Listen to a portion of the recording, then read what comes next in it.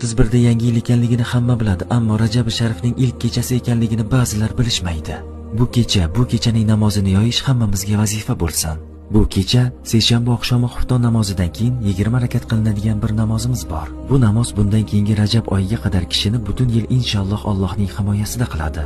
Xufton namozini farzini sunnatini o'qiganimizdan so'ng 2 rakatdan xuddi bomdodning farzi, sunnati kabi 20 rakat namoz o'qiymiz.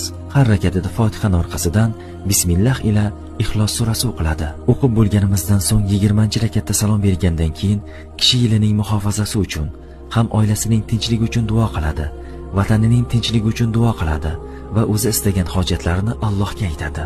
Shuning bilan Allohning izni ila Rajab Sharifning kelishiga sevinamiz, Sha'bonga yetish uchun duolar qilamiz. Ramazonning kelishiga tayyorgarlik qilib, Allohning izni ila bayramga toza bir shaklda Alloh rozi bo'ladigan qullari kabi bo'lish uchun harakat qilamiz. Bu sevinchli xabarlarni yaqinlarimizga ulashish bizning vazifamiz.